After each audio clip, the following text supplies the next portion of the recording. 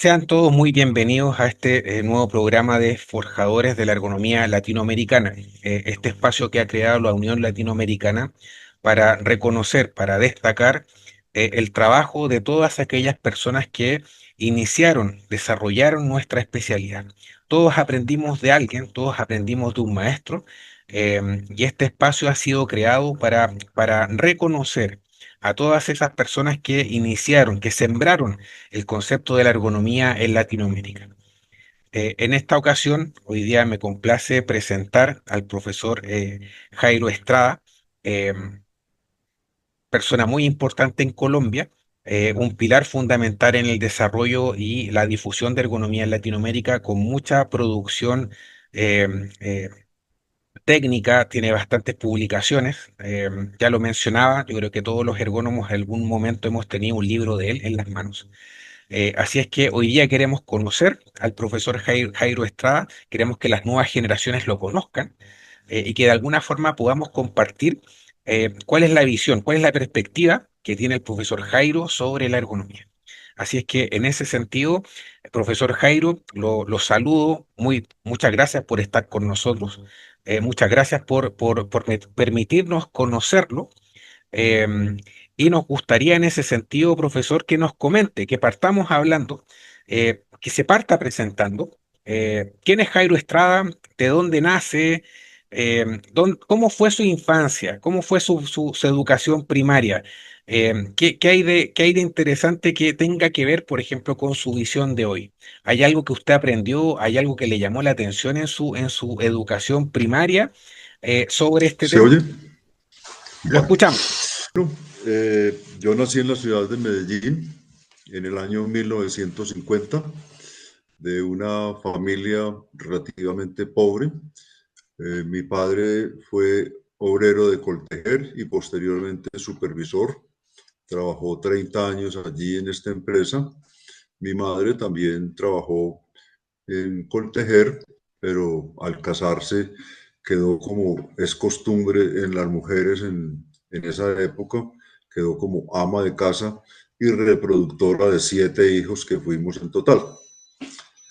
Eh, Cuando ingresé a la escuela primaria, yo era un pequeño un gamín de calle en donde molestaba bastante al vecindario, especialmente a quienes tenían animales de cría como vacas y caballos alrededor de la casa donde vivían. Era casi como una especie de lugar campestre, como una especie de finca que posteriormente se fue llenando de muchas edificaciones y hoy en día pues es un barrio grande de la ciudad de Medellín, el barrio San Javier.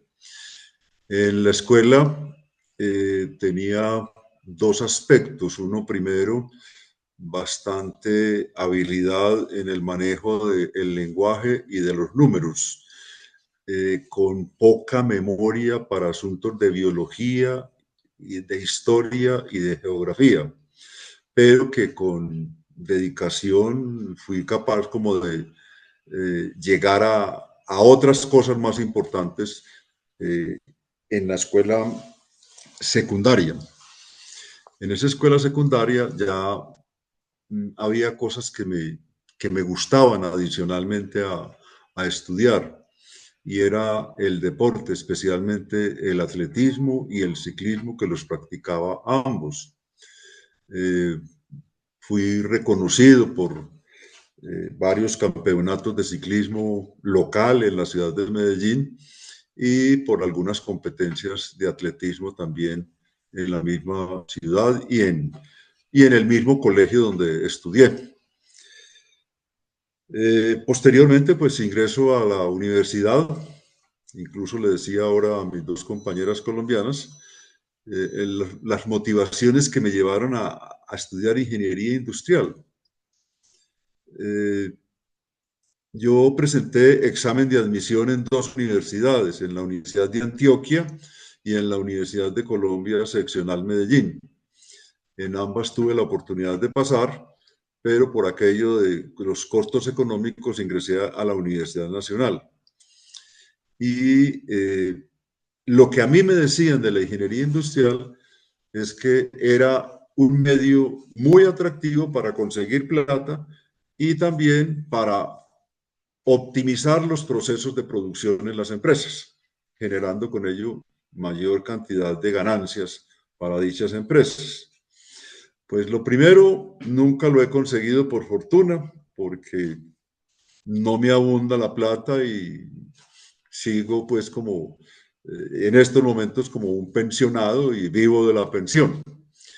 Lo segundo es que aprendí a manejar muchos esquemas de mejoramiento de los procesos de producción y eso me permitió entrar como a empresas para hacer algunos estudios de métodos, tiempos y organización del trabajo.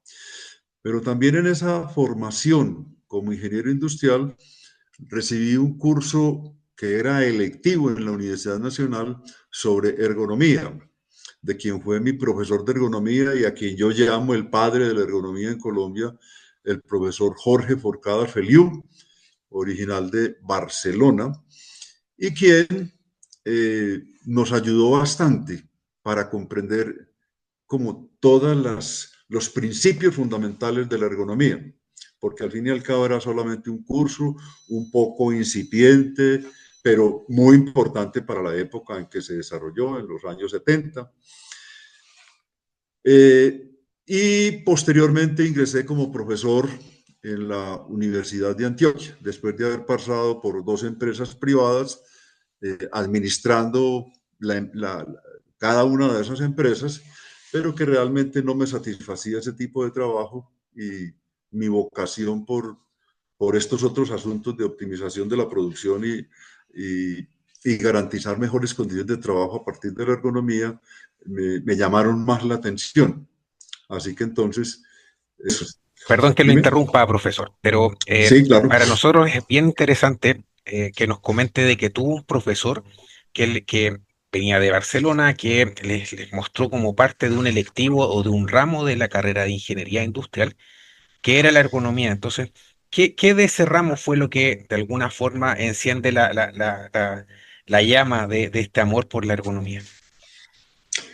Sí, bueno, fue el primer curso de ergonomía que realmente se dio en Colombia.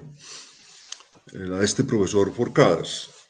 Como la primera Eh, generación de estudiantes de ergonomía. sí, el profesor Forcadas había llegado a Colombia en el año 63, 63, y había trabajado en algunas empresas, particularmente en una empresa llamada Industrias Metalúrgicas de Palmira, donde fue gerente. Y posteriormente fue convocado por distintos medios hasta llegar a la Universidad Nacional, fue fundador de dos programas de ingeniería industrial en Colombia y en la Universidad Nacional se estableció allí y lo mismo en Medellín porque antes estaba en Bogotá, en Cali, se quedó radicado en Medellín con su señora, sus hijos y tenía una característica muy importante y es que él no se preocupaba tanto por el asunto de mejoramiento de condiciones de trabajo, sino que a él le importaba con sumo cuidado trabajar un modelo, a veces matemático, a veces estadístico, que permitiera obtener optimización y que a la vez sirviera para mejorar condiciones de trabajo en una empresa. Eso fue lo que lo llevó a que fuera consultor de muchas empresas, eh, y posteriormente a ofrecer el curso de ergonomía como una materia electiva, pero rápidamente fue invitado por otros países para que impartiera un curso de ergonomía en México, en Ecuador, creo que también estuvo por Perú.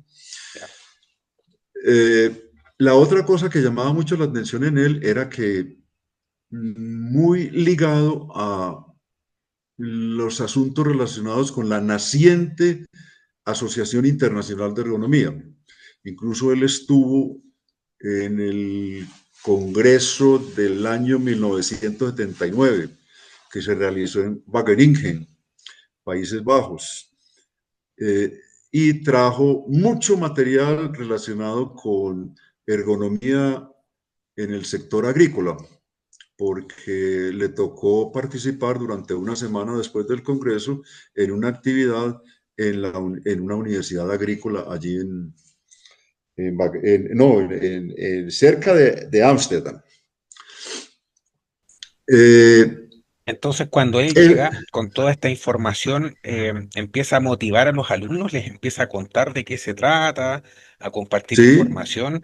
¿Cómo, sí, claro, o sea, todo, muchas veces los ergónomos hacemos clases, la gran mayoría de los ergónomos hacemos clases de alguna manera, em, sí. pero a veces podemos como transmitir nuestra motivación, nuestro entusiasmo sobre la especialidad. Me imagino que el profesor hizo lo mismo con ustedes, les transmitía ese entusiasmo. Sí, claro, claro, claro. Era un grupo relativamente pequeño, 15 estudiantes que cogimos su materia y todos muy dedicados hasta el punto de que tres de ellos hicimos un trabajo de grado en ergonomía en una fábrica de vidrio.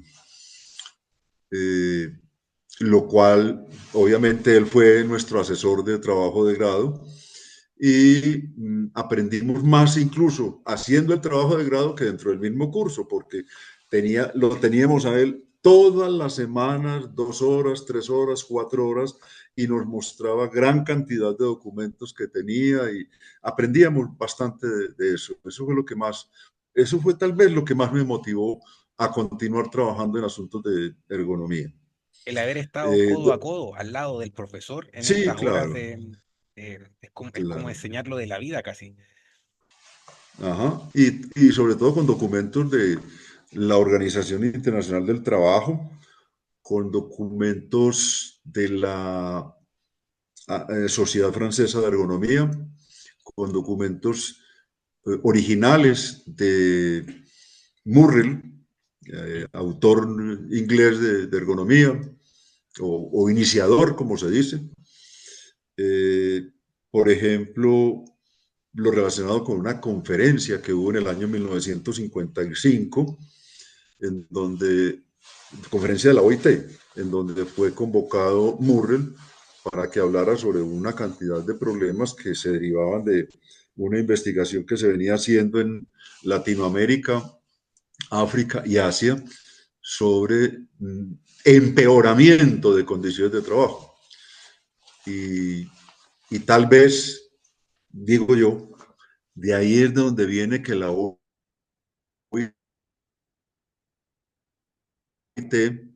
empezó desde el año 50, trabajo digno, trabajo decente.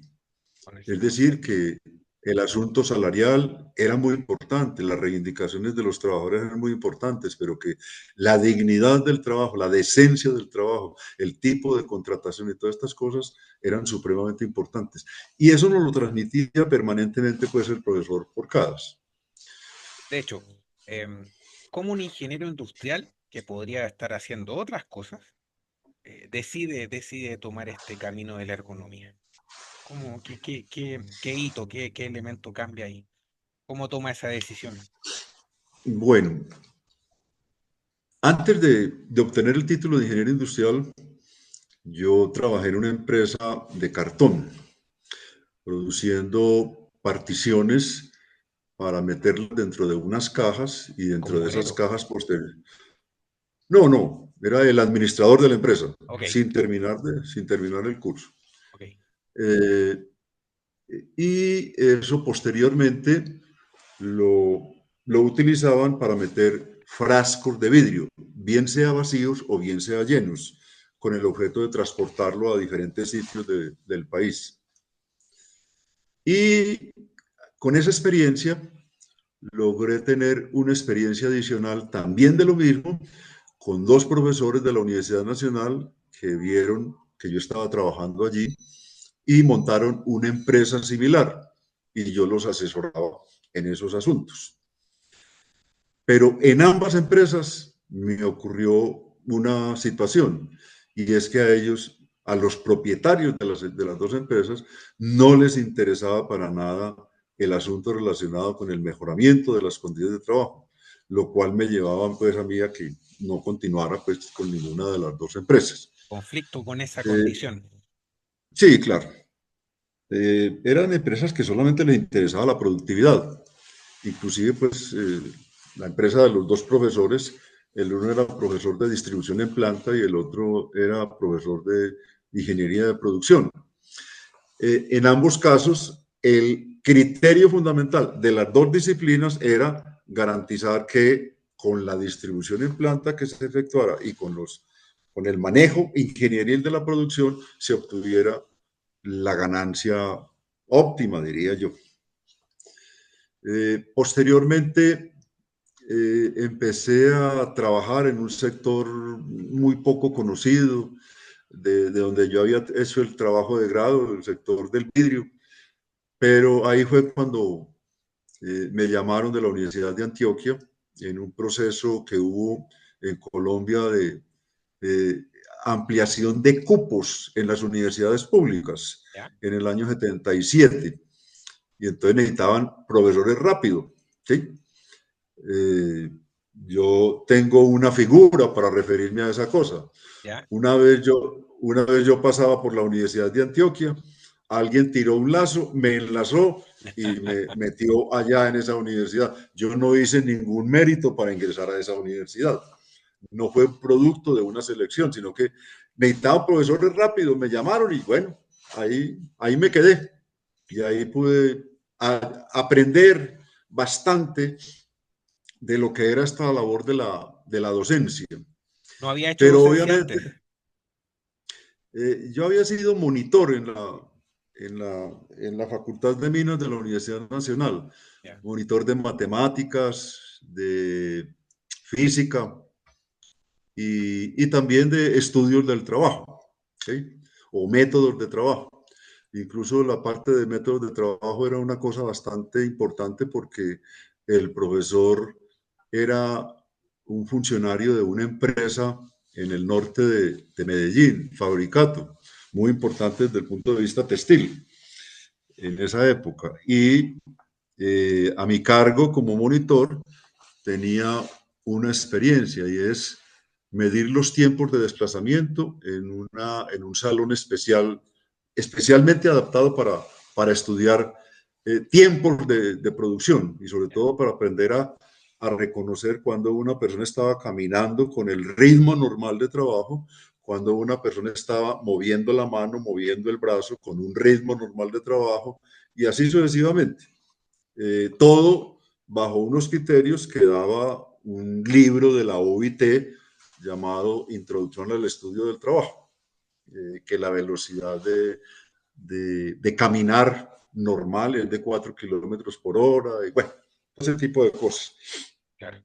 Entonces Más de yo ingeniería me... humana, más que de ergonomía, tal vez. Sí, sí, tal vez sí.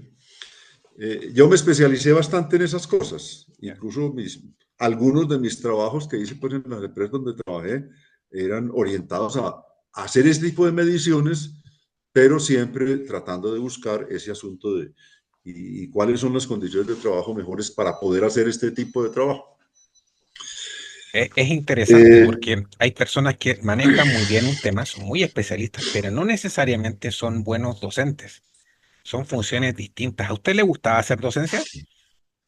sí, claro, pero en principio, como era un asunto de la necesidad de la universidad, obviamente me pusieron en unas cosas que la verdad no estaba suficientemente preparado y obviamente que no era como tan buen docente que digamos, cosas de contabilidad, cosas de estadística, cosas de ingeniería económica, pero en 2, 3 semestres uno va cogiendo cancha y mejora la condición de la docencia, hasta el punto pues que los estudiantes le manifestaban a uno que la clase esta, que la clase aquella, ¿sí? Les parecía pues como adecuado el manejo que yo le daba a las clases. Es un Pero, sí, pero entonces viene el asunto.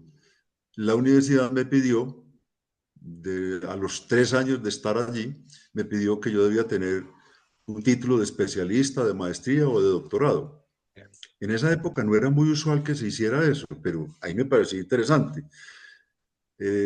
Yo empecé a buscar y no me satisfacía ninguna hasta que encontré en la Fundación Getúlio Vargas de Brasil, en Río de Janeiro, una que me gustó, especialización en ergonomía, y esta puede ser.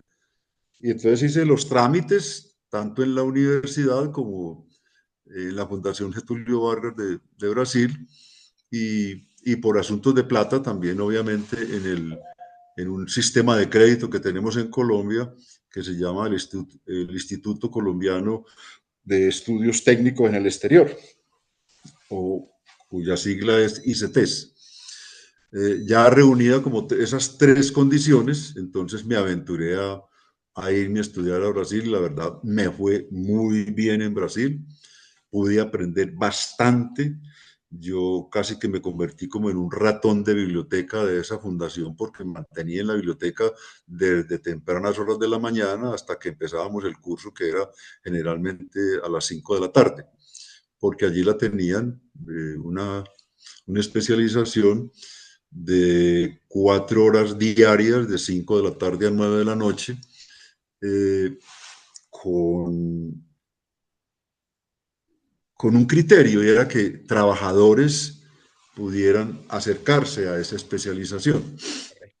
¿Cómo fue ese cambio de cultura de irse a estudiar a Brasil, donde es otro idioma, los libros están en otro idioma, probablemente el concepto de trabajo puede ser distinto, incluso la idiosincrasia? ¿Cómo fue ese? Porque es valiente hacer No. eso, no cualquier persona lo hace. Sí, fue un acto tal vez de valentía, pero también de pronto de cobardía, Mm. Arrancando. porque sí, porque pues yo tenía familia y entonces, ¿qué voy a hacer con la familia? No me la puedo llevar, no tengo plata. Claro. Entonces, era una cosa como huyendo de un montón de responsabilidades, pero yo quería asumir pues todo este proceso y sí, el asunto cultural en Brasil es totalmente diferente al de aquí de Colombia, o por lo menos en esa época era muy diferente. Especialmente en Río de Janeiro, en donde hay toda una cultura del cuerpo, todo el mundo haciendo ejercicio, todo el mundo yendo a la playa, todo el mundo haciéndose masajes y un montón de cosas de esas, pero yo no tenía tiempo. ¿Sí? Entonces, solamente en la madrugada iba a la playa, pero a trotar, no más. No podía por la cantidad de estudio que mantenía. ¿Cuánto tiempo estuvo ahí? eh, de abril a diciembre de 1984, o sea, 8 meses. Pero esos 8 meses a lo mejor valen por varios años con todo lo que aprendió, con todo lo que vivió. Eh, Pues la verdad fue bastante intenso y me gustó demasiado y hasta el punto pues que a partir de ahí ya yo dije, no, esto es lo mío y de aquí en adelante yo no me despego de esto. ¿Qué edad tenía ahí en ese minuto cuando vuelve de Brasil? 34 años. ¿Y cómo fue la vuelta, el regreso a, a Colombia, la cultura de... a- a- a- Bueno, el regreso fue un poco curioso porque obviamente con la familia pues todo mejoró y listo, ¿sí? Pero con la universidad el asunto es que como ya tenía una especialización, entonces me dijeron, bueno, entonces te vamos a nombrar en tal cargo administrativo. ya. Entonces me nombraron en un cargo administrativo que era vicedecano de la Facultad de Ingeniería y eso me restaba posibilidades de hacer otras cosas en el ámbito de la ergonomía. Ya yo había montado un curso en ingeniería industrial de higiene y seguridad industrial. El curso estaba montado, pero era muy incipiente, de 2 horas a la semana, y yo lo monté de 4 horas a la semana, incluyendo la parte de ergonomía. Y ya también había dado un curso de ergonomía solamente para estudiantes, como materia electiva. Siempre en Pero ingeniería, cuando llegué, ¿cómo? siempre en ingeniería. Sí, siempre en ingeniería. Eh, Posteriormente, eh, en esa vicedecanatura me permitieron entonces montar un curso para profesores y allí aparecieron profesores del área de medicina, del área de salud pública, del área de antropología y del área de ingeniería.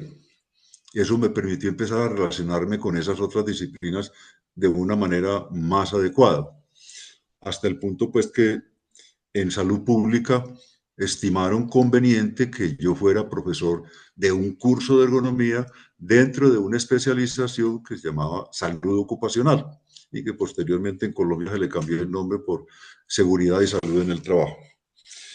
Eh, Posteriormente, después de esa vicedecanatura, en donde ya adicionalmente pues había hecho estas otras cosas en el ámbito de la ergonomía, me invitaron a que fuera parte de un comité rectoral de la universidad como director de bienestar universitario. Y en ese bienestar universitario tendría yo la posibilidad de aplicar unas cuantas cosas de ergonomía. Por ejemplo, hicimos una investigación sobre las sillas universitarias. ¿Ya? Medimos algo así como 600 y pico estudiantes, 612, 615 estudiantes de 3 facultades. Y una de las preguntas que teníamos era si era diestro o si era zurdo. Eso implicó que inmediatamente, y ya como director de bienestar universitario, yo diera la recomendación a la rectoría para que el 10% de las sillas universitarias fueran para zurdos, porque ¿Ya? eso nos dio la medición. ¿Sí? Y empezáramos a trabajar, lo trabajé con otros 2 profesores de ingeniería, uno de ingeniería mecánica y otro de ingeniería industrial, empezáramos a trabajar en un asunto de y cuáles deben ser entonces las dimensiones de esas sillas. Era muy poca la oferta de sillas que había en Colombia en esa época, pero entonces conseguimos un buen proveedor y nos suministró varios tipos de silla, seleccionamos de 7 tipos de silla diferentes, seleccionamos 3 tipos de silla y empezamos a hacer modificaciones con escaso presupuesto en diferentes facultades. También hicimos un trabajo con secretarias y ¿Ya? con secretarias fue la mayoría de las sillas secretariales eran sillas que llevaban 15, 20 años, muy deterioradas, muy dañadas, algunas de rodachines, otras sin rodachines, unas con apoyabrazos, otras sin apoyabrazos, en fin. Entonces empezamos otro proceso con el servicio de salud ocupacional de la universidad que estaba ligado a la Dirección de Bienestar Universitario donde yo estaba dirigiendo ese servicio. Hicimos una aproximación que para mí fue supremamente importante y es conseguir que proveedores de sillas, que ya empezaban a aflorar bastantes proveedores, nos suministraran sillas en demostración. Y simultáneamente medimos, yo creo que casi todas las secretarias, por lo menos de las áreas que estaban en lo que llamábamos ciudad universitaria, no por fuera de ciudad universitaria, que es un recinto pues donde están un grupo de facultades y por fuera de él hay otro grupo de facultades.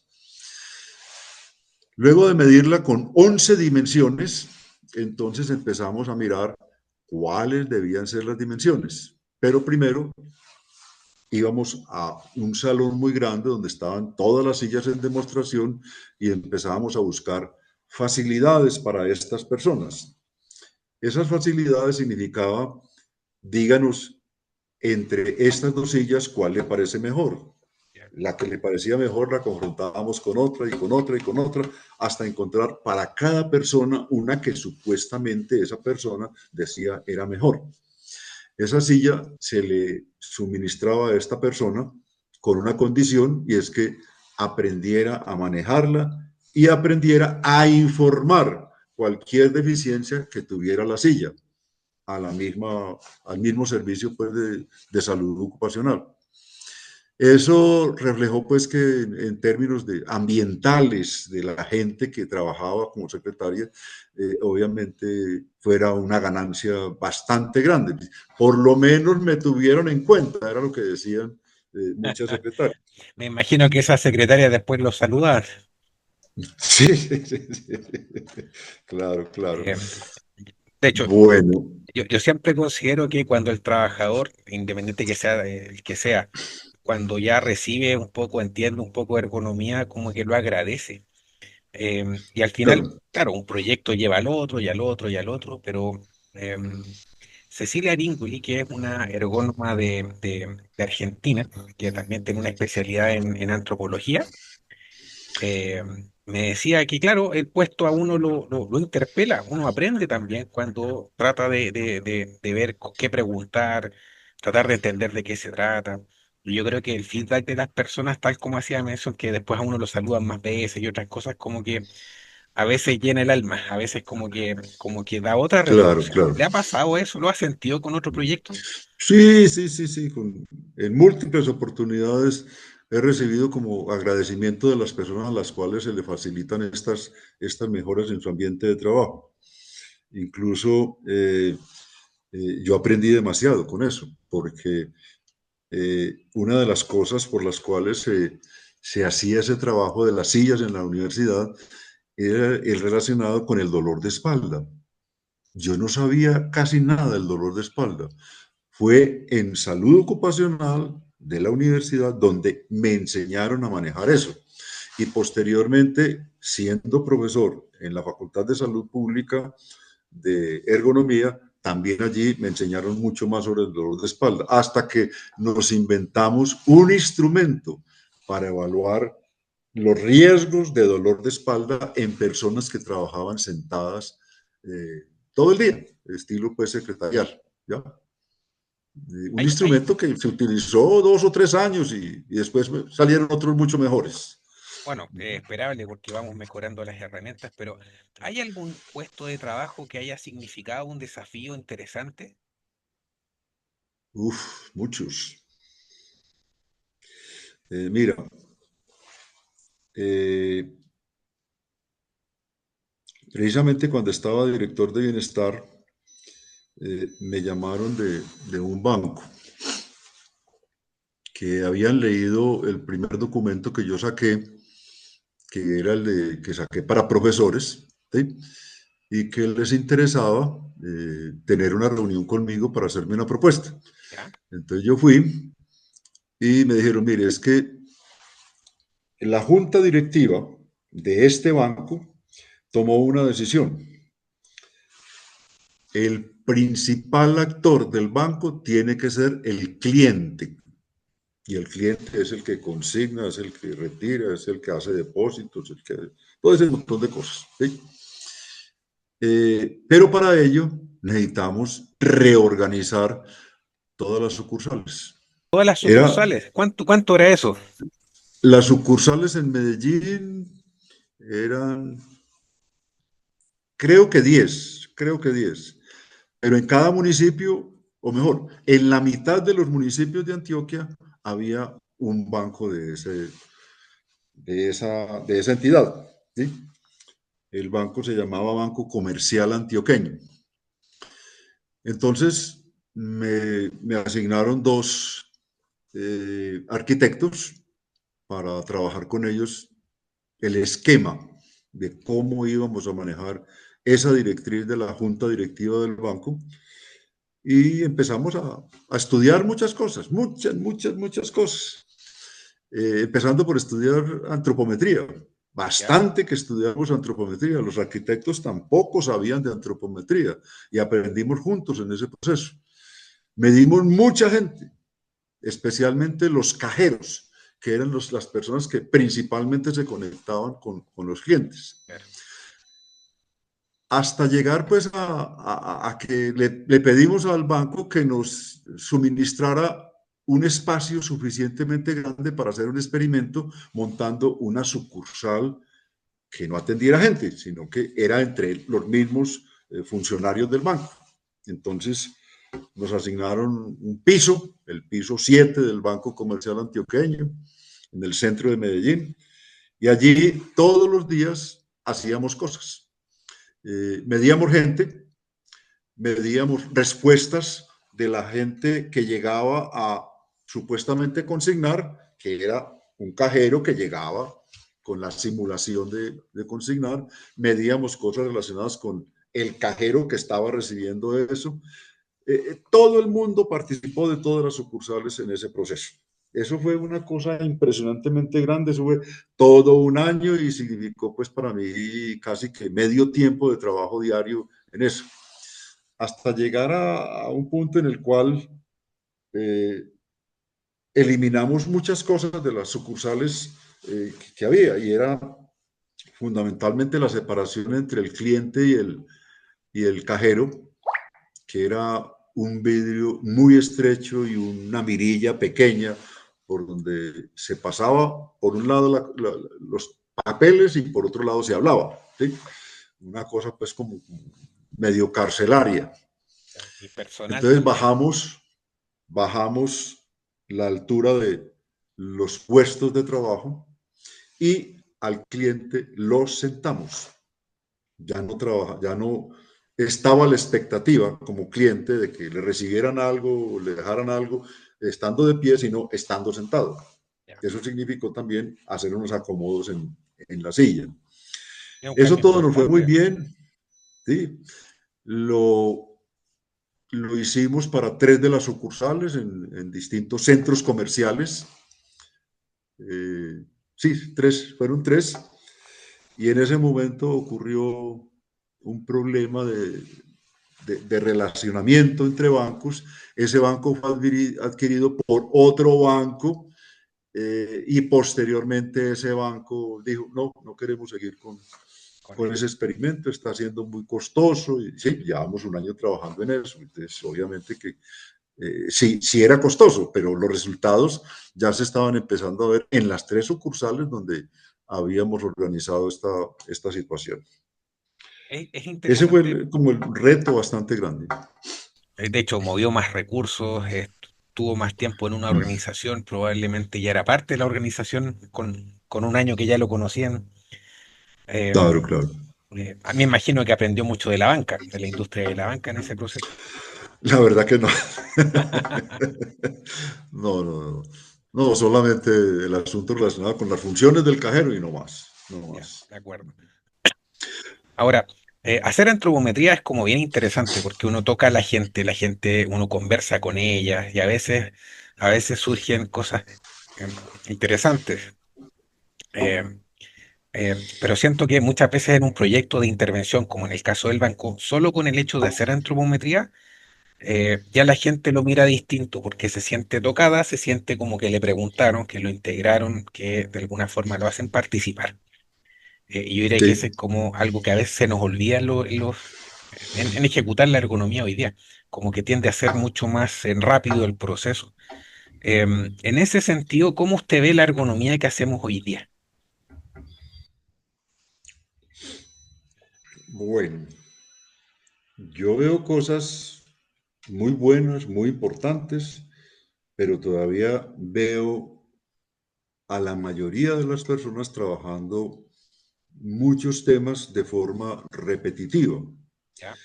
porque tenemos un sistema que yo creo que no es lo más adecuado. Nuestro sistema de riesgos laborales tiene actores como las empresas, los trabajadores y tiene unas administradoras de riesgos laborales. En esas administradoras de riesgos laborales, lo que más les demanda costos son las enfermedades musculoesqueléticos. Y entonces solamente hacen estudios en ergonomía si se trata de mejorar los asuntos relacionados con los desórdenes osteomusculares. ¿Cómo responder a los casos que Entonces, surgen? sí, así como vengo haciendo un trabajo desde hace 5 años, eh, Ya tengo montado en la base de datos hasta diciembre 30 del 2024. ¿Qué hemos hecho? ¿Qué hemos hecho en ergonomía? ¿Ya? Qué interesante suena eso. Eh, Eso es una base de datos de los trabajos que se conocen, que han sido divulgados, que están escritos y puestos en alguna parte, en una biblioteca o en un servidor, ¿sí? Porque hay muchos trabajos que se hacen en empresas, pero que por aquello de la confidencialidad no pueden ser publicados. Entonces, estamos cortos en esos aspectos. Pero en el año 85 yo hice un trabajo inicial y encontré que lo que habíamos hecho hasta el momento, el 85% de las cosas estaba orientada hacia eh, lo, lo, buscar formas de responder ante los casos de desórdenes musculoesqueléticos. ¿Sí? El 85%. Y ahora en el 20 me encontré que ese porcentaje ha rebajado un poco. Posiblemente sea entre el 75 y 80. No he hecho los cálculos de porcentaje para los años 21 al 24, pero no creo que sean muy diferentes. O sea, seguimos concentrados en eso. Pero encuentro trabajos que me dan mucha satisfacción de distintos profesores y ergonomistas que han obtenido maestría, doctorado en Colombia, eh, que han publicado libros, ¿Ya? que han publicado investigaciones de gran calado, que obviamente presentan sus estudios en distintos congresos, incluso en el Congreso de la ULAERGO, en el Congreso de la Asociación Internacional de Ergonomía, en los congresos de la Sociedad Colombiana de Ergonomía, y son trabajos de muy buena calidad. ¿Sí? Pero seguimos siendo como la minoría en esa cosa de validar, pues, qué es lo que hemos hecho y con qué calidad. ¿Sí? Sí, siempre es un trabajo en desarrollo, o mucho por hacer también. Eh, Ajá, es importante lo que usted menciona, trabajos que quedaron escritos, que quedaron formalizados. Eh, eh, eh, es bueno ese punto de dejar registro de aquello. A veces hay empresas que piden reevaluar muchas veces porque no siguen la gestión o la mejora del puesto y lo siguen evaluando. Eh, ajá. yo creo que en ese sentido ese es un punto que podemos conversar o buscar como un área de desarrollo. Profesor, lo quiero invitar eh, a que me cuente, insisto, yo tengo aquí el registro de sus publicaciones y me gustaría preguntarle qué hay detrás de cada uno de ellos. Por qué se decidió a escribir? Hay muchos ergónomos que pueden ser muy especialistas, pero no todos, de alguna forma, se dan el trabajo de escribir, se dan el trabajo de sistematizar, etcétera, etcétera. No sé si se ve en pantalla. Este es el Sí, primer. ya. Este fue el primero, en el año 85. O sea, estaba recién llegado yo de Brasil y desde extensión académica de la Facultad de Ingeniería. Allí tienen un servicio que llama CESET, Centro de Servicios Técnicos. Me pidieron, bueno, ya que usted llegó con este cuento, entonces por favor prepare un curso, pero para ese curso tiene que sacar unas notas. Entonces, bueno, me dediqué a escribir unas notas, unas 3 o 4 semanas de las cosas que, algunas cosas que ya sabía y otras que había aprendido, y se pudo sacar este documento, que es un documento, digámoslo así, no tiene registro oficial, no tiene IBS, ISBN.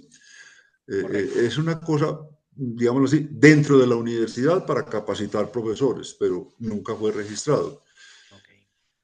Eh, el documento se le entregaba pues a cada profesor y eso suscitó buenas discusiones porque algunas de las cosas pues obviamente la gente no estaba como preparada para entenderlas.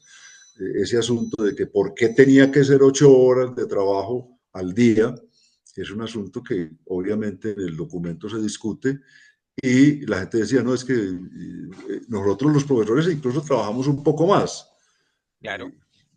y decía, pero es que el asunto no es solamente la búsqueda de eficiencia, la búsqueda de productividad, sino también el cómo se siente la persona que está haciendo eso y qué otras actividades tiene en su vida a las cuales debe responder. ¿Sí?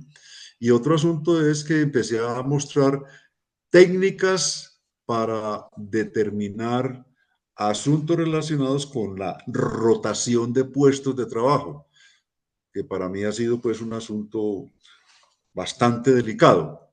¿Por qué? Porque es que la superespecialización en el trabajo lleva a que una persona se quede 10, 12 años haciendo exactamente lo mismo, pero eh, no llega a conocer las otras áreas de la empresa, no ¿Ya? se involucra en la empresa y por lo tanto no se siente tampoco partícipe de la empresa.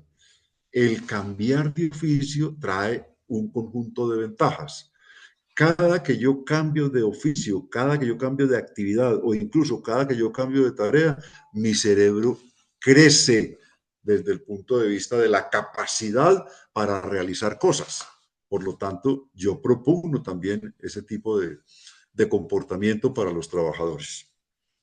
Eso obviamente también fue bastante discutido allí porque la gente decía, no, es que yo estoy satisfecho como profesor. Sí, pero satisfecho como profesor, pero si estás haciendo exactamente lo mismo que la primera vez, obviamente que eso de pronto no sirve para nada. Me voy a quedar, yo les decía cosas como, me voy a quedar siendo profesor de química triste toda la vida y no avanzo en otro tipo de conocimientos. Vamos para el segundo. Está cerrado Ahí tu sí. micrófono, ya, ahí sí. Vamos al segundo entonces. Bueno, en la Universidad de Antioquia tenemos una editorial. Entonces, con base en este experimento de las notas, me dijeron, ¿y por qué no prepara un libro? ¿Ya? Porque es que eso que usted tiene ahí no es un libro. Eso es un documento técnico, pero no es un libro, porque no tiene reconocimiento, no ha sido reconocido por una comunidad, no ha sido revisado por expertos en asuntos de ortografía, en asuntos de gramática y en asuntos técnicos. Ah, bueno, entonces me di a la tarea de escribir este primer libro, llamémoslo así, ya con unas cosas mucho más amplias de lo que eran las notas, porque las notas eran un librito de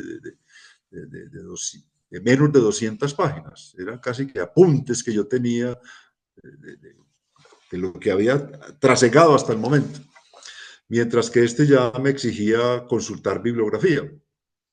Eh, Todavía no teníamos internet fijo, eh, como para decir, vamos a hacer consultas por internet, pero sí hacía consultas en biblioteca y pedía que desde la biblioteca consiguieran más documentos. Además, yo me traje una documentación bastante grande de Brasil y con la documentación que habíamos fotocopiado del profesor Forcadas, obviamente también teníamos allí un acervo de conocimiento bastante grande. Entonces, mi labor en este libro fue mejorar la experiencia vivida con ese primer documento, eh, entender muchos conceptos adicionales con la bibliografía que había revisado y plasmarla en un lenguaje diferente, porque no se trataba pues ni de copiar, ni de suplantar, ni nada de esas cosas, sino tratar de poner como mi propia visión en lo que estaba haciendo. Allí en este libro aparecen varias cosas adicionales. La primera de ellas es que se empieza a trabajar temas de higiene como el ruido, la iluminación, la vibración, eh, me falta uno. Bueno, y además eh, empiezo a trabajar un poquito desde el punto de vista estadístico los conceptos de antropometría. ¿Por qué razón introduzco antropometría y con un capítulo pues bastante grande? Es que ya estaba avisorando la necesidad de hacer una investigación que valiera la pena de antropometría en Colombia.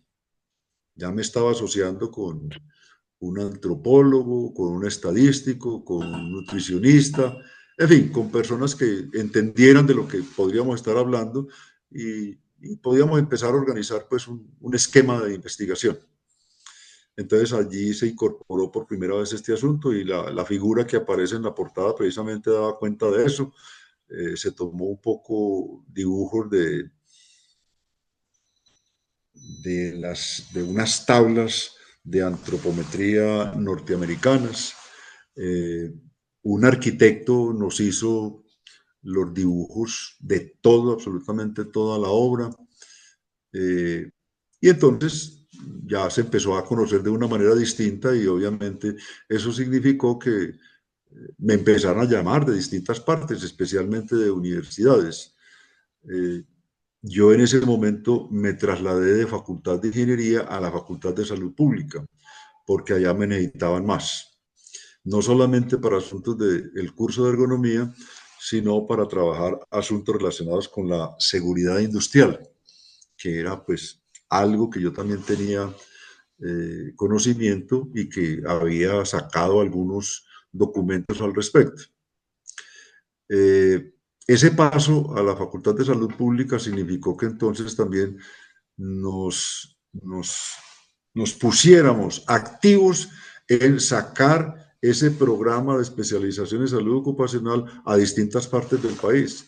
Y llegamos a tener el mismo programa en 6 ciudades diferentes. Y en ese sentido, siento que el libro es un proyecto que de alguna forma genera una caja de conocimiento que abre puertas, de que otros lo Claro, leen, claro, ¿cierto? Y que permite que de alguna forma lo puedan conocer en otros lugares. sí. Eh, a partir de ese libro, me llamaron de la Universidad del Norte de Barranquilla, de la Universidad Popular del Cesar en Valledupar, de la Universidad Industrial de Santander, de la Universidad Cooperativa de Bucaramanga, de la Universidad Libre de Cali, de la Universidad Libre de Barranquilla. Uy, no, eso fue una cosa Es grandísima. un éxito Mucho. total, entonces este libro es un hito importante. Eh, eso significó que para mí ya el asunto de los fines de semana No existía. yo podía disfrutar de muy poco, porque de las 52 semanas yo estaba atendiendo ese tipo de responsabilidades, más o menos entre 30 y 35 salidas los fines de semana para ir a otras universidades del país. O sea que era una cosa pues impresionante, impresionante O sea, porque como herramienta abrió significó un puertas. poco significó un poquito de sacrificio, pero también de satisfacción de ver que se estaba cumpliendo esa función de difusor de la ergonomía. ¿Sí? Muy importante eso. Pero también significó una cosa, y es que con ese libro fue que empecé a seducir a ciertas personas para que empezáramos a hablar de una sociedad de ergonomía. Ya, eso está interesante. ¿Cómo partieron con eso? Mira, Perdón, pero este punto es muy importante porque todavía están desarrollándose, están naciendo nuevas sociedades de ergonomía en Latinoamérica. claro, claro. Mira, eh, en la Escuela Colombiana de Rehabilitación, su rectora, Margarita González, eh, introdujo la venida de un inglés, John Long, para que diera un curso de ergonomía. Yo vi eso publicado en un periódico de Bogotá, me interesó, llamé, me dieron las referencias, me dieron el precio y bueno, entonces yo dije, yo voy a ir a ese curso y fui a ese curso. Y allí entonces cada cual se iba haciendo como su presentación Yo hice la mía. Pero usted es especialista en ergonomía. Sí, pero quiero seguir aprendiendo. ¿Ya? ¿Ya? Entonces la rectora me llamó y me dijo, necesitamos hablar para que le demos continuidad a este tipo de cursos aquí en la escuela de rehabilitación. Entonces, con el paso del tiempo, ya lo que me dijo fue, necesitamos hacer una especialización aquí. Y yo le dije, pero yo la estoy ya empezando a organizar en la Universidad de Antioquia. No, la hacemos un poco diferente. Sigan ustedes en su universidad y aquí la hacemos un poco diferente. Bueno, entonces salió más rápido incluso la de la Escuela Colombiana de Rehabilitación y empezamos a trabajar. Incluso pues yo fui nombrado por ella coordinador académico de esa especialización. Y para la segunda cohorte, ya otro compañero de Bogotá, Gabriel García, empezó a asumir la coordinación porque obviamente pues mi traslado de Medellín a Bogotá casi cada 8, cada 15 días significaba pues también un costo económico bastante elevado. Además, pues él venía también de una maestría con énfasis de diseño, con énfasis en ergonomía y traía muy buenas experiencias al respecto. ¿Ya? Esa cercanía con ella, entonces, con la rectora, me permitió conocer más gente en Bogotá. Nos dimos cuenta que ya había una sociedad de ergonomía, pero esa sociedad de ergonomía no era una sociedad científica, era una sociedad para buscar plata para su presidente. Era unipersonal y tenía 2 o 3 socios adicionales. ¿Ya? Y no le interesaba tener más socios. Entonces, ante eso le dimos, bueno, pues nosotros vamos por otra vía. Nos aliamos con un compañero italiano, Massimo Manzoni, con un grupo de fisioterapeutas ligadas pues a la Escuela Colombiana de Rehabilitación, médicos de la Sociedad Colombiana de Medicina del Trabajo, el área de artes de la Universidad Nacional, que también estaban empezando con este tipo de cosas, la Nacional en Bogotá, ¿sí? Y nos reunimos y dijimos, bueno, queremos una sociedad, entonces, ¿qué hacemos? Entonces empezamos a definir algunas tareas, entre ellas, pues, escribir unos estatutos. Yo escribí unos estatutos basados en una sociedad brasilera, la Avergo, A ver, ¿sí? Al cual, pues, le hice muchas modificaciones porque en Avergo, pues, hay otras tendencias, hay otros criterios para los nombramientos de las personas, para ver quién queda en un lugar determinado dentro de una junta, los costos económicos, bueno, todas esas cosas. Después de entonces muchos ajustes, en este curso se conocen quiénes van a conformar la Sociedad Colombiana de Ergonomía. sí, claro, fue a partir de la Escuela Colombiana de Rehabilitación y con el liderazgo de Margarita González que iniciamos ese proceso. Incluso hasta nos fuimos, la rectora, este italiano y yo, nos fuimos hasta Río de Janeiro a hablar con quien era el secretario de la Asociación Internacional de Ergonomía para informarle de eso y para que nos orientara un poco, que era Karboski. Entonces, con las orientaciones de él, llegamos e inmediatamente convocamos, presentamos estos estatutos y definimos pues unas reglas de juego, se eligió una junta directiva, quedé yo como presidente, el italiano como secretario y bueno, y así empezamos a organizar la cosa.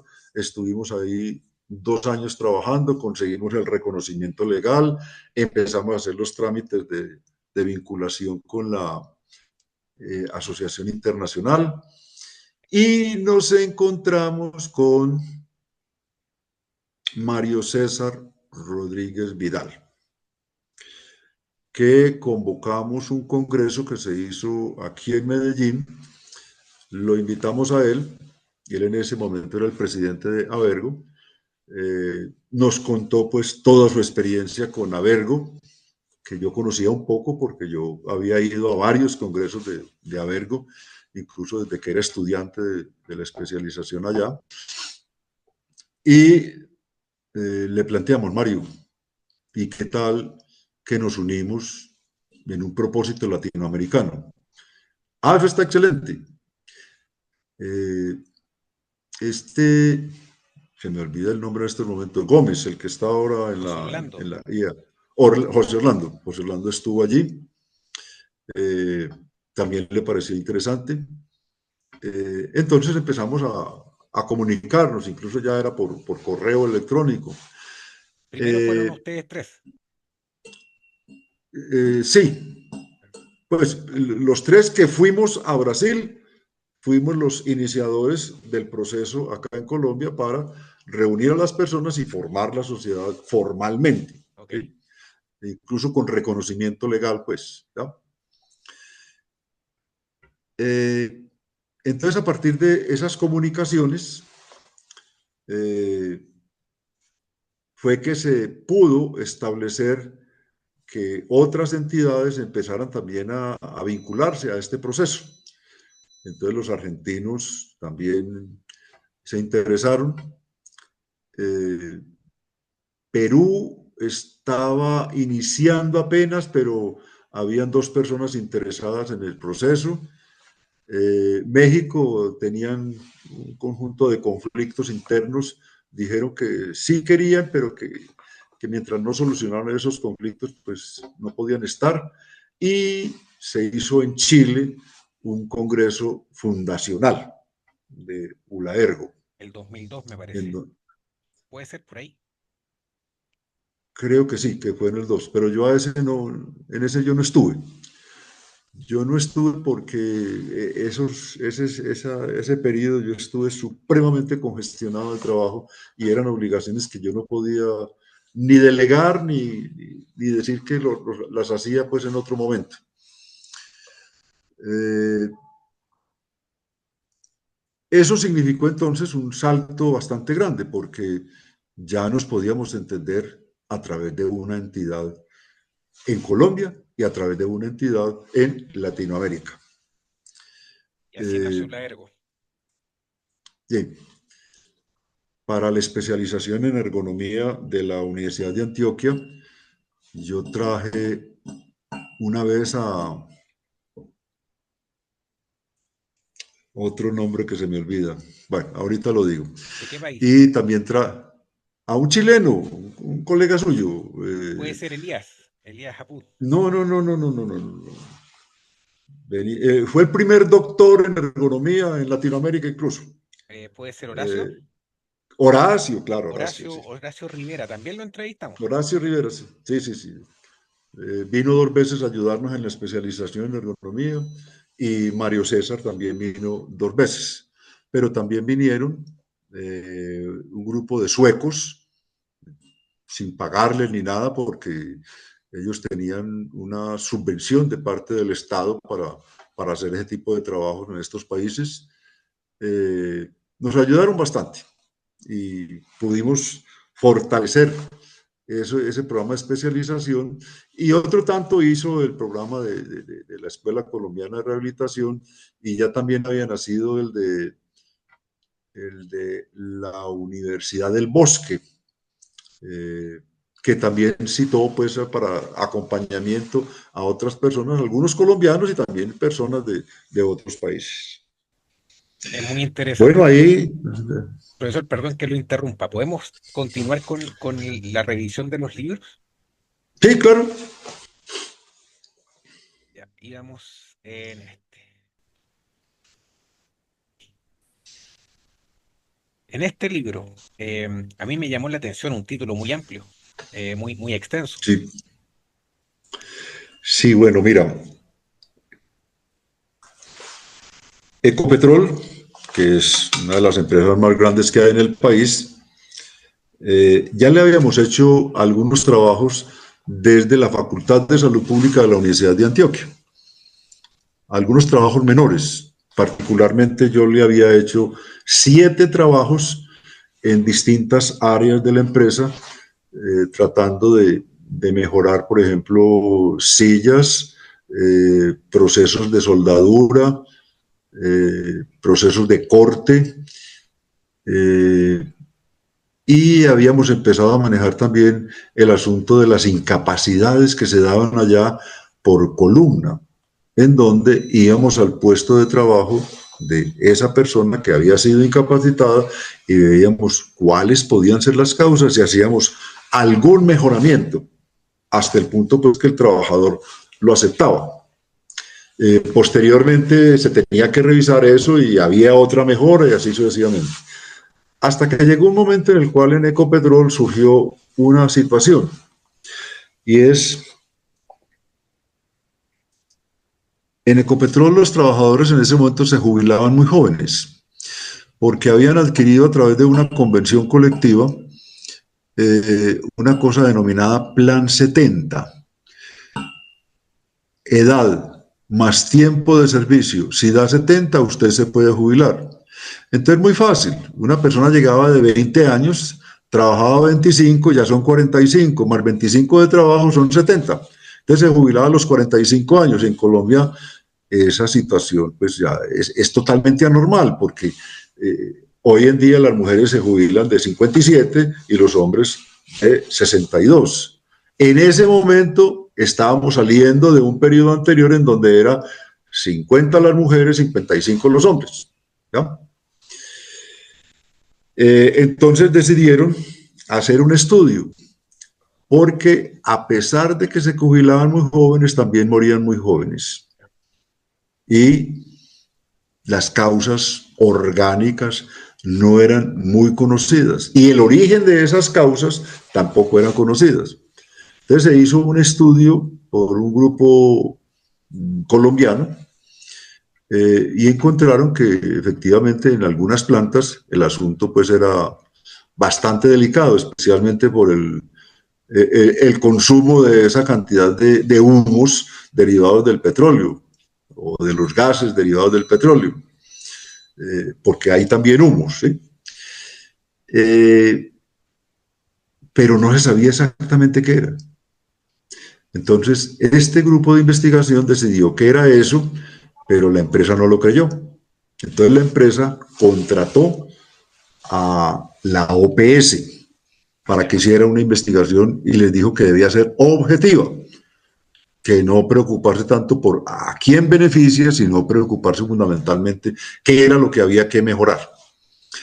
Entonces, allí aparecieron un grupo de Brasil, un grupo de México, un grupo de la Universidad de Texas y nos convocaron a nosotros, los que estábamos en la Facultad de Salud Pública, a que fuéramos como los acompañantes técnicos de todo el proceso investigativo.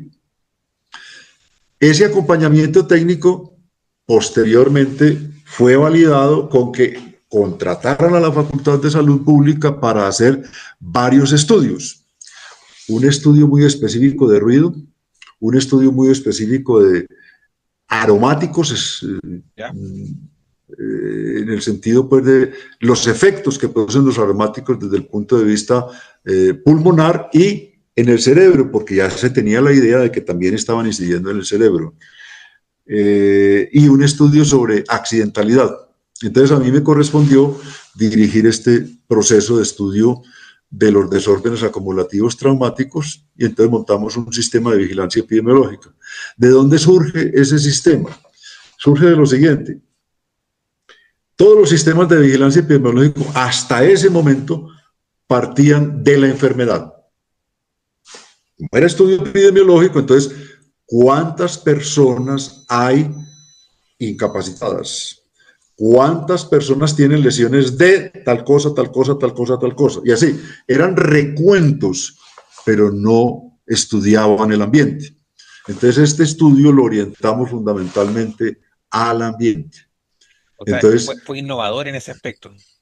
sí, claro, en el sentido de que generamos un conjunto de instrumentos por los cuales allá tenían un sistema de calificación del riesgo ocupacional y de los factores de riesgo que se generaban allí.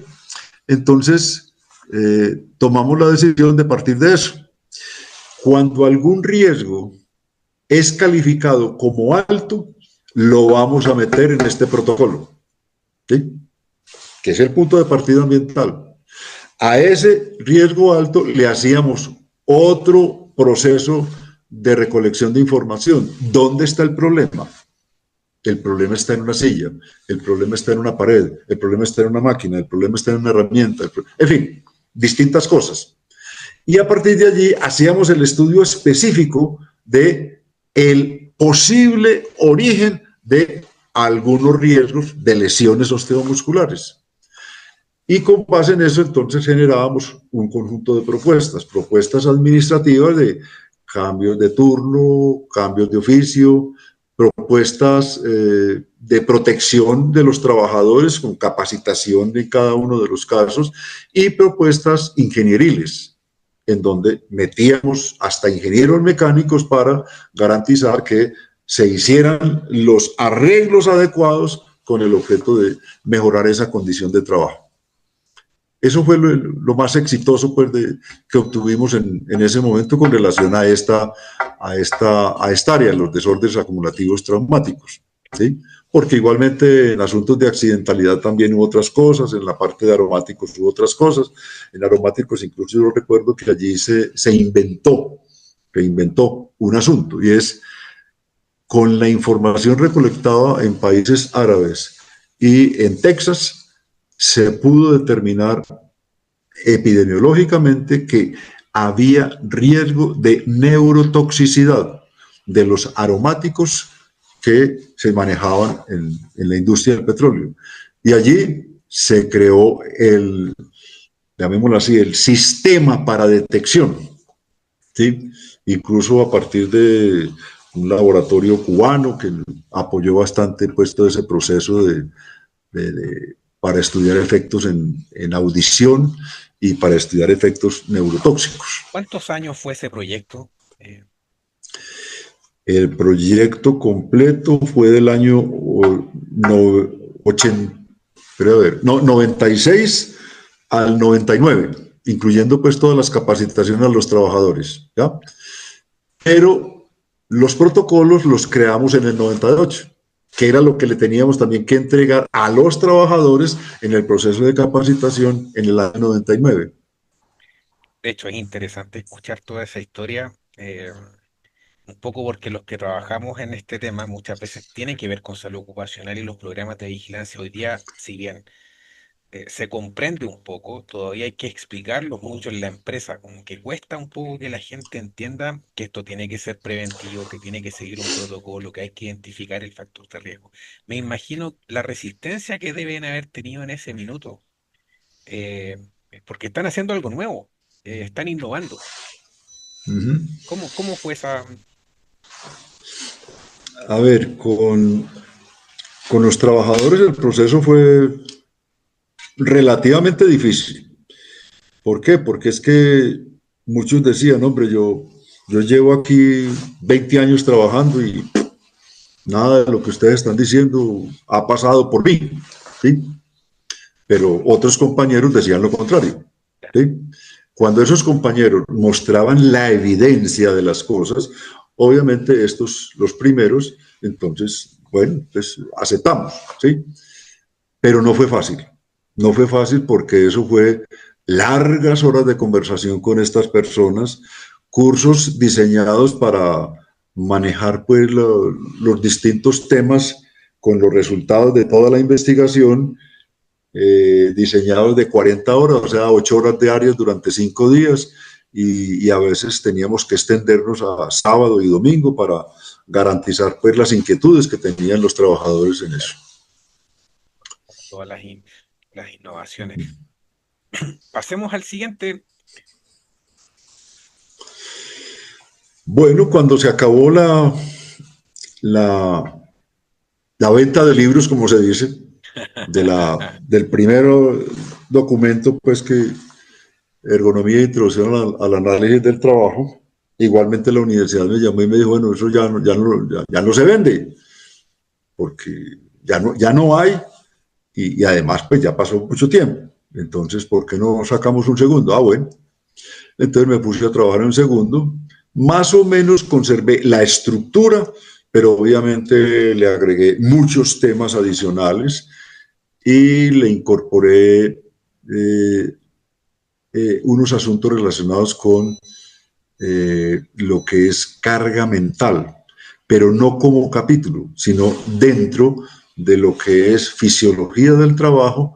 Empecé a mencionar los asuntos relacionados con carga mental, es decir, el asunto de carga mental yo no lo miro exclusivamente como un asunto psicológico, no, también es un asunto orgánico, y como orgánico, la fisiología del trabajo la que se encarga de estudiar ese tipo de cosas. Pero obvio que tiene unos comportamientos completamente diferentes a los que se trabaja en carga física, que es solamente los asuntos físicos, mientras que aquí con carga mental ya estamos incorporando pues otro tipo de criterios de evaluación. ¿Sí? De hecho, este libro llegó a mis manos, así es que Ah, este sí este lo sí. conocía. Uh -huh. Así es que también era interesante un poco, y de hecho para mí es muy importante ir conociendo lo que hay detrás. Eh, Uh -huh. yo insisto, no todos los especialistas tienen la capacidad de publicar. Eh, Sigamos con con el siguiente. Esta es la tercera edición de la anterior, o sea, la Sí, siguiente edición. sí, la editorial pues si va a tener el mismo nombre, entonces le pone primera edición, segunda, tercera edición. Ya, Esa fue la última edición que se sacó del año 2011. ¿Sí? 2011. Eh, y igualmente conserva como la misma estructura, pero también se amplían muchos conceptos. Entre ellos, ya incorporamos completamente el asunto relacionado con una investigación grande que hicimos en Colombia sobre parámetros antropométricos de la población laboral colombiana. ¿Por qué apenas lo incorporamos? Porque es que nosotros hicimos la investigación en el año 1995. Entregamos los resultados al Instituto de Seguros Sociales, que era la única que supuestamente existía como administradora de riesgos laborales. En ese momento se da el cambio de legislación en materia de riesgos laborales y ya se cambia de nombre por Protección Laboral Seguro Social, pero con otra estructura. Y entonces, mientras adquirían experiencia, pasó el tiempo y el libro de parámetros antropométricos apenas se publicó en el año 2001. Ok. Entonces no habíamos tenido tiempo pues, de meter pues, todas las cosas que estaban en esa investigación. Aquí ya sí incorporamos pues, mucho de lo que está en esa investigación de parámetros antropométricos de población laboral colombiana. O sea, Eh, pero hace, le agregué otra cosa y es nuevos criterios sobre el trabajo. ok. Siempre habría querido hacer un capítulo sobre el trabajo. En la primera edición fue muy incipiente, en la segunda mejoré un poquito y en esta creo que ya hice pues como un esquema bastante grande, pasando desde lo gramatical, el significado del trabajo, hasta diferentes teorías que existen desde el trabajo, que existen del trabajo desde el punto de vista económico, desde el punto de vista legal, desde el punto de vista filosófico, desde el punto de vista religioso incluso. ¿Sí? Ujú. Me atreví pues a Claro. esas cosas porque en las religiones el asunto del trabajo también se contempla. Qué interesante suena el enfoque. De hecho, en general, claro, la ergonomía está muy relacionada al trabajo, pero el enfoque o lo que está escrito del trabajo no es exactamente ergonomía, así que esa visión y esa perspectiva suena muy interesante. Ajá. Em, este me llamó la atención la portada, porque es muy distinta a las anteriores. Bueno, esto ya es en otra universidad. Cuando yo me jubilé de la Universidad de Antioquia, me llamaron de la Universidad Pontificia Bolivariana. Necesitamos a un director de ingeniería industrial. Entonces, bueno, yo dije que sí y empecé a montar la carrera de ingeniería industrial allí en esta universidad. Una de las primeras cosas que me dieron es, y por ahí derecho nos va montando también una especialización en ergonomía. Obviamente con la cantidad de trabajo que había para montar el programa de ingeniería industrial era casi que imposible también empezar el de una especialización en ergonomía. Entonces sobre ese segundo me demoré un poco más. Pero entonces monté un curso que se denominaba así, Ergonomía, Higiene y Seguridad Ocupacional. Y rápidamente los alumnos me decían, ¿y dónde estudiamos esto? ¿Sí? ¿dónde tenemos posibilidad de practicar sobre esto? Entonces, yo los llevaba a empresas, hacíamos una práctica de una cosa, de la otra, pero a ver el documento guía. Entonces se me ocurrió escribir un documento guía, un libro, más de 500 páginas, en donde estaban todos estos asuntos de ergonomía, higiene y seguridad ocupacional. Lo de higiene solo es todo lo que mencioné ahora, pues sobre ruido, iluminación, temperaturas, eh, asuntos químicos, incluso tomados muchos de ellos de la AIA y de la ACGIH, que son fundamentales en este proceso y tienen un reconocimiento internacional muy importante. Y obviamente algunos de la OIT. En seguridad ocupacional, sí, fundamentalmente experiencias muy locales, muy propias de nuestro medio, con ilustraciones incluso de algunos problemas en las fábricas, pero también teniendo en cuenta esto que les mencionaba ahora del WISE o el WISE de la OIT. ¿Sí?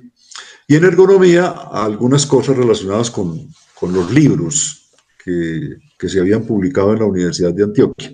No todas, porque pues no podía como No, claro. reproducir lo mismo que había hecho en otra parte, sino Pero, empezando a cambiar unas cosas. pero es interesante que el mismo documento integre higiene y salud ocupacional, porque muchas Uh veces se -huh. ve como si fueran elementos distintos. Y aquí yo quiero destacar que el libro es de ergonomía y que toca las otras áreas, que las integra. Ajá. Entonces, Sí. eh, a veces el higienista no lo entiende. Entonces, por eso es interesante la visión. Incluso es importante reseñar allí una cosa, y es que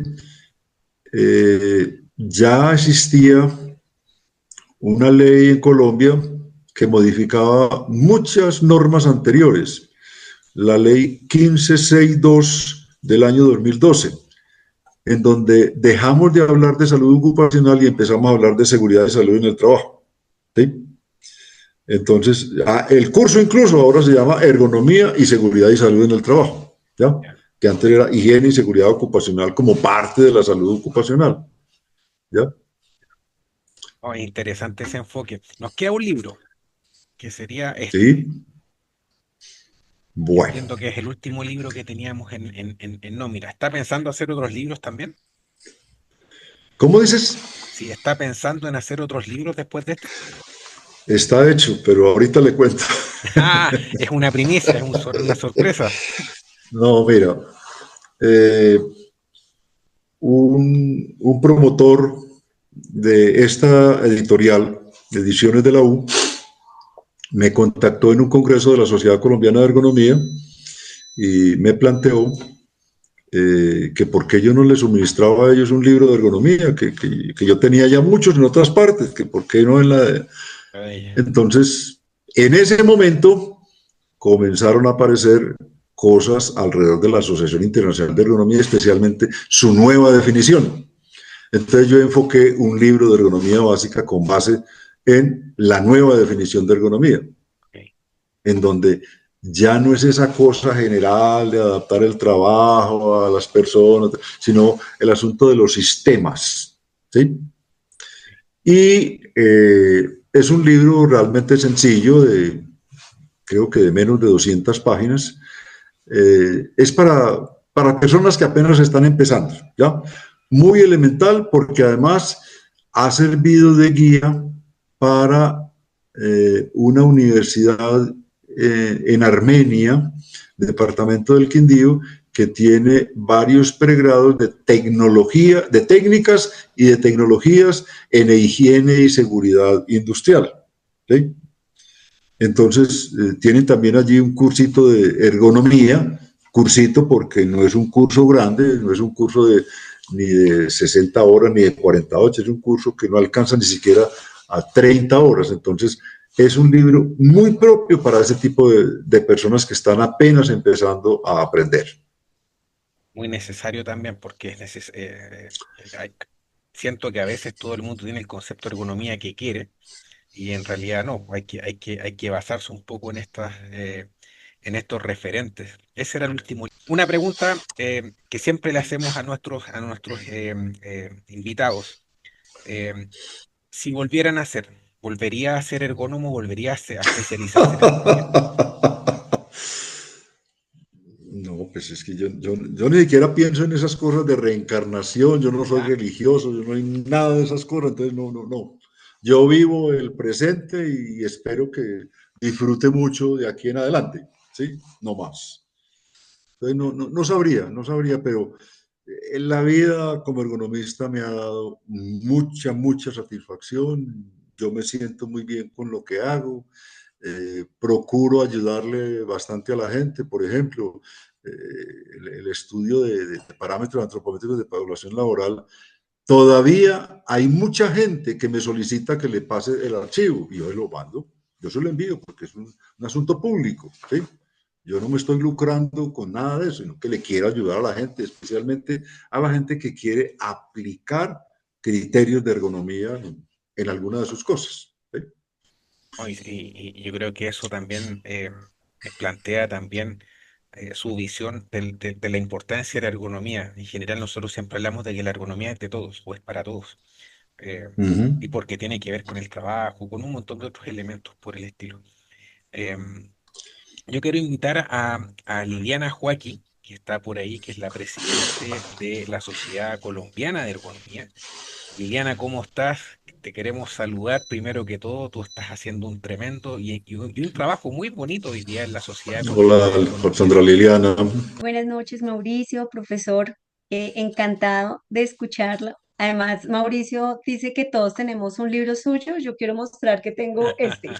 Entonces, con banderitas y Ah, todo, porque sí, profe, bueno, usted ha sido un referente nacional, un referente internacional, pero sobre todo ha sido y ha permitido que nosotros estemos trabajando sobre la gestión que ustedes en algún momento realizaron. Ya vamos para 30 años y creo que en nombre de la Junta Directiva y los miembros de los capítulos queremos darle un agradecimiento por todo lo que ha hecho, porque aún seguimos sus enseñanzas, porque aún lo escuchamos, porque para nosotros es un honor que usted comparta con nosotros. Entonces, muchísimas gracias, profesor. Y cuando nos hablaron de estos forjadores en Latinoamérica, claramente usted era la persona que ha empezado a liderar y a sembrar semillas en nosotros, porque hemos querido la ergonomía, hemos trabajado y seguimos con la bandera en la mano para poder hacer una ergonomía cada vez mejor. ya, muchas gracias por esas palabras y ha sido un gusto trabajar en esto. ¿Cómo es el nuevo proyecto, el nuevo libro en el que está trabajando?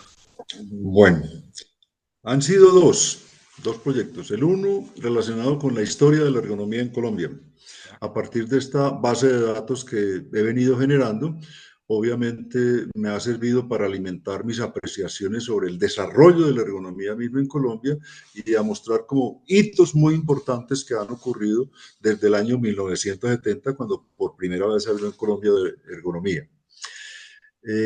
Yo he presentado ponencias, he sacado artículos alrededor de eso en los congresos de la Sociedad Colombiana de Ergonomía y de una editorial española me pidieron que por qué no formalizaba eso en forma de libro. Entonces yo lo hice, se los entregué en octubre, ya lo publicaron, pero me da vergüenza decir una cosa y es que ni siquiera un libro de cortesía recibí por parte de esta editorial, ¿sí? Eh, Está por ahí como entre las sombras de Editorial Académica Española se llama, y un libro supremamente costoso para cualquier colombiano. Yo considero que eso no deben ser criterios de edición de libros y estoy empezando a trabajar en otro proyecto que recoja toda esa experiencia de una forma diferente y entregárselo a otra editorial que no esté pues con criterios de explotación tan grande como lo está queriendo hacer esta editorial. El segundo proyecto es que Ediciones de la U, con quien publiqué Ergonomía Básica, desde el año 2015 me pidió que, bueno, ya tenemos el libro de ergonomía básica, entonces ¿cuándo va a sacar el de ergonomía aplicada? Yo le dije, ahí lo vamos cultivando poco a poco. Entonces, hice muy poco entre el año 2015 y 2022, pero el año 2023, que ya me sentía como un poco más suelto con mis obligaciones, empecé a trabajarle a ese libro. Se los entregué en octubre del año pasado también, al igual que el anterior, pues, de la historia. Y ellos empezaron a mostrarme, pues, muchas inquietudes. La primera de ellas es que es un libro supremamente grande, es de 1500 páginas.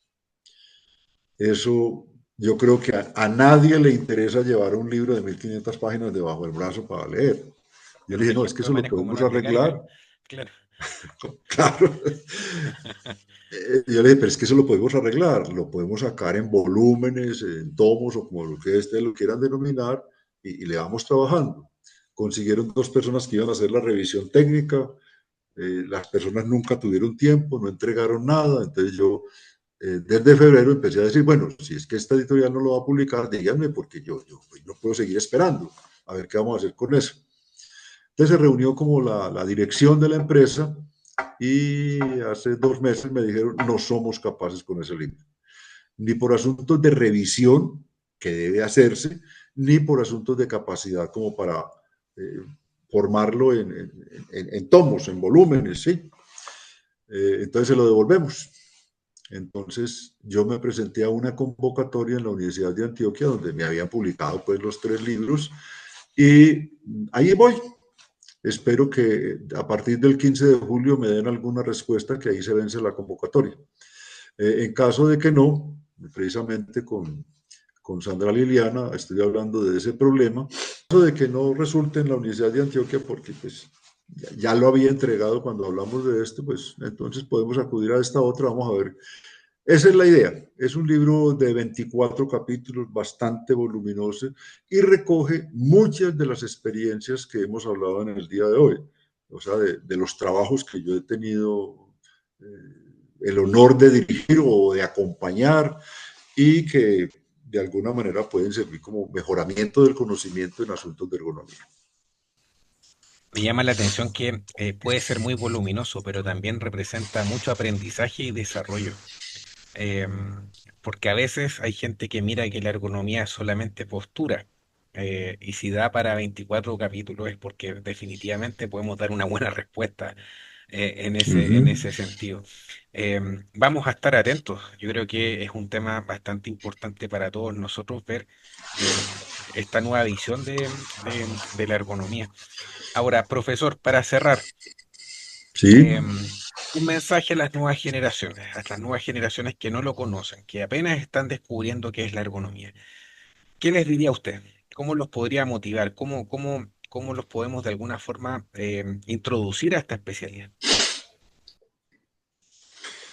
bueno, con la Universidad del Norte eh, yo desarrollé una metodología para buscar personas que pudieran interesarse en este posgrado. Y esa metodología me ha dado pues como algún resultado y es mostrar evidencias, situaciones muy concretas de la vida diaria de las personas en donde a partir de la ergonomía podemos mejorar muchas de las cosas. No necesitamos meternos a una fábrica, necesitamos mirar asuntos del entorno, el asunto del transporte, el asunto de los lugares que frecuentan las personas para divertirse, los asuntos del deporte, los asuntos de la agricultura, pero no la agricultura como industria, sino la agricultura que un campesino hace de manera rutinaria. Eh, los asuntos incluso de gestión de una ciudad, en donde el asunto de gestionar una ciudad no es solamente repartir presupuesto para sus amigos, para sus vecinos, para sus familiares, sino también un conjunto de compromisos con las comunidades y mirar qué es lo que necesitan las comunidades, que desde la ergonomía se les pueda ayudar.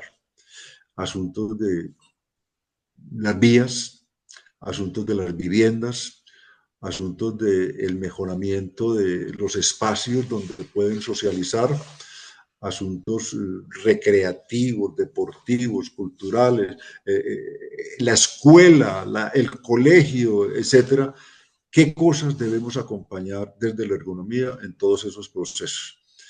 Eso, como te digo, eso me ha dado buenos resultados. Desafortunadamente, pues no, esa especialización no ha podido continuar. Eh, Tiene una competencia que es más o menos la mitad del costo en Barranquilla y bueno, no, no hay por qué luchar contra eso. Entonces, allí están pendientes de poder seguir con esa especialización. Perfecto. En ese sentido, resumiendo un poco la idea, hay que mirar la ergonomía para algo más doméstico, más cercano, más humano tal vez, no necesariamente con el enfoque de una empresa o para responder una asesoría. En ese aspecto, alguien que está recién partiendo, un alumno nuevo, ¿qué le diría que es ergonomía? ¿Cómo usted lo podría, de alguna forma, motivar? Fin, yo tengo dos definiciones que utilizo.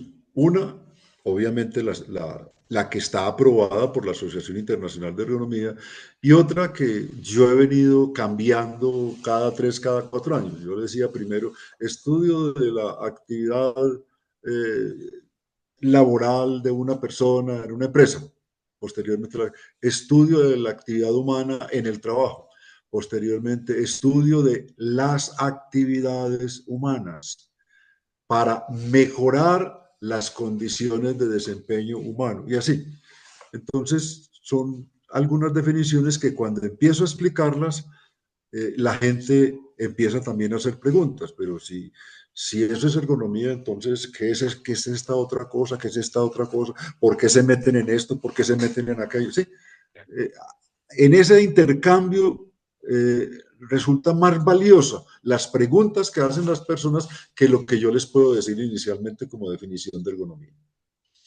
O sea, Ujú. puedo entender, por tanto, de que la función del análisis crítico es algo fundamental para la gestión de la ergonomía, para ser ergónomo. Claro, claro. Eh, lo voy a decir en términos como lo decía algún político ruso antes de 1917, ¿Ya? y es estudio de la situación concreta. Sí.